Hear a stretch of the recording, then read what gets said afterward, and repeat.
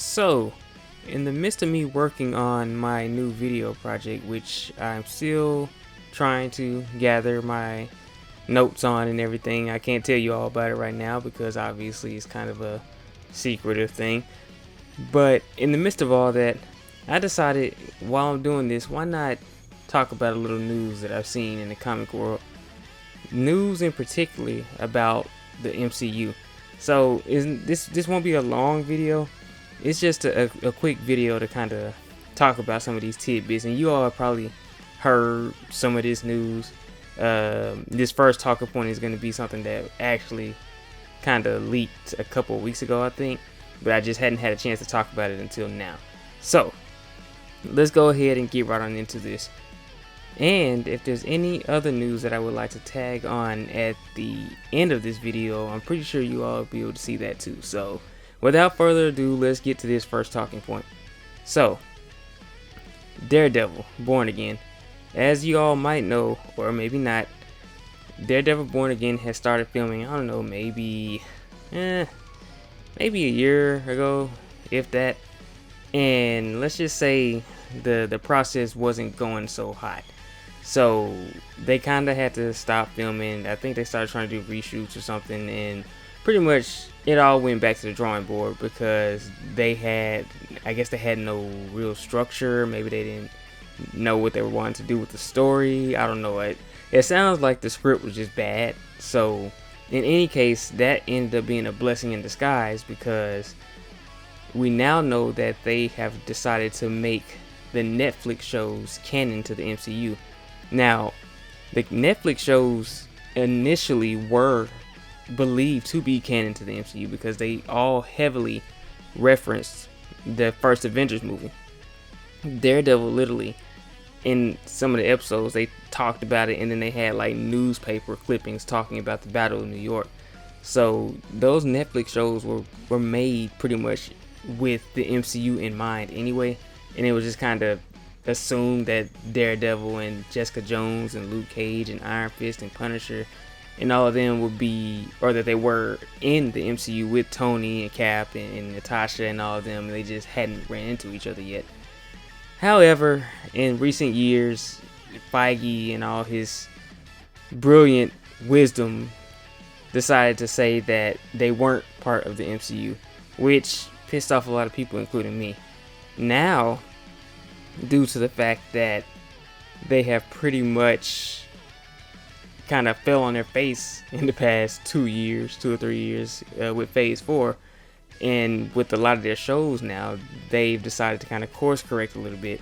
So yes, Daredevil and Jessica Jones and all the other Netflix shows are seemingly now canon to the MCU timeline or universe, whatever. And that's a big bit of news because, for one thing, now you don't just have Charlie Cox here as Daredevil and face alone. Now we do truly have that attachment to Charlie Cox's Daredevil because we've seen his journey thus far. Whereas beforehand, he popped up in She-Hulk, we just kind of were like, yeah. Even though they say he's not, we're gonna say he is. But now we know that, yeah. So we know how this Matt Murdock got to the point he's at now. So that does a lot for this show in particular because you have this lore you can pull from. You have all the characters, because that's another thing. We've seen that the actors who played Foggy and Karen Page are both back. There's actually set photos with them walking with Matt. So that's a big bit of news because the MCU have been kind of struggling and tripping over themselves, and they were just kind of going with the motion. So the fact that they have decided to go ahead and confirm that the Netflix shows are basically canon to the MCU does a lot.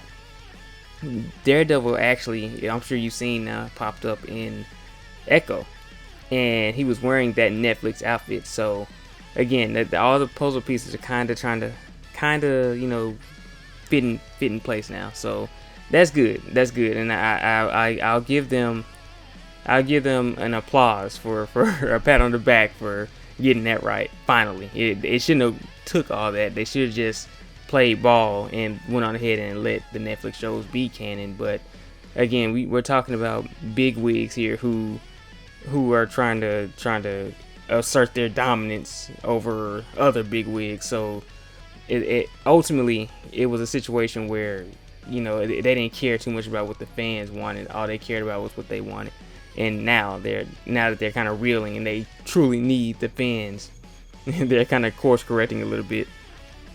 And speaking of the fans and course correcting, let's go ahead and get to the next bit of news that I want to talk about, which is an article or a news leak that came out about 4 or 5 days ago at the time of this recording.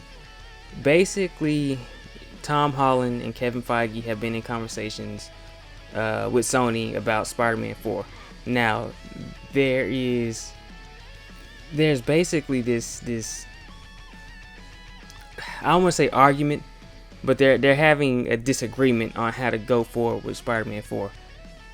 Tom and Kevin want to have a grounded Spider-Man 4 story with, street level, regular Spider-Man stuff.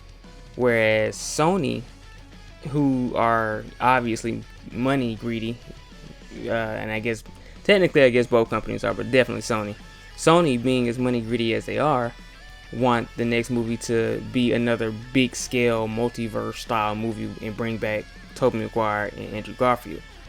So at this point, especially when you look at the criticisms that Tom Holland Spider-Man has had since he's been a thing, I don't think that going for another multiverse story with him is the move right now, because he finally has this moment to actually kind of have his Spider-Man story with no other big time people popping up, no Iron Mans, no Doctor Stranges or anything like that. Now, at the very least, we do know that folks want to see Daredevil pop up, and I'm sure that's fine. But ultimately, a street level Spider-Man movie, I will admit, is the best move right now, because Tom needs that chance to really show that side of his abilities. We've seen him do the grandiose stuff. We need to see him kind of go through the day-to-day Peter Parker struggles that we're used to seeing Peter Parker go through. And I don't say that to say that I want him to be stressed and depressed and just life to just beat him down all the time, which is a thing that a lot of Spider-Man fans want. Like, there were so many Spider-Man fans that were happy with what happened in No Way Home, and they were just happy that he was basically alone and damn near miserable, and they were happy. They was like, okay, he's finally Spider-Man now.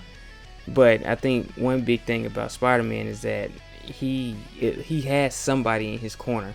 Ultimately, when it's all said and done, even if he is trying to be a loner or whatever, there's someone in his corner.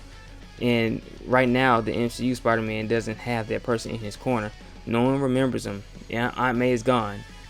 And obviously, again, Doctor Strange, the spell affected him too. So there's no one who remembers who Peter Parker is. So him being that alone, I think it was a mistake from a narrative standpoint, but they can always fix it with Spider-Man 4. But the point here is that in this scenario, I would say that Feige and Tom are on the right track, because again, just another multiverse movie is not the move right now. Now, that's not to say that you don't need to bring Tobey and Andrew back again. They definitely should do that, but not this soon, because it's a situation where you don't want to keep on pulling from a well, pulling from the well that worked, because you don't want it to be empty by the time you really need it.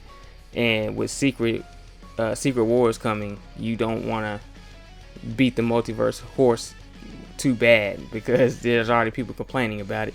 And I don't think the multiverse is a problem right now in comic book movies. I just think that people are tired of subpar multiverse stories, if that makes sense. So I think that they just need to slow down, go ahead and do this street level Spider-Man movie for Spider-Man 4. In fact, I would say it probably needs to be street level for the next trilogy, period. Spider-Man 4, Spider-Man 5, and Spider-Man 6 all need to be street level Peter Parker adventures. So that's kind of my take on that. But that's all the news for now. I might try to do like a weekly or bi-weekly, or maybe just whenever news pops up, video on comic news, not necessarily comic books per se, but just comic movies, comic shows, anything in the genre that I think is newsworthy to just kind of update you all on. I'll probably do a random video here and there on that, just to kind of keep everybody up to date. So yeah, hit that like button, please, and drop a comment. Are you excited about the fact that the Netflix series are basically canon to the MCU now?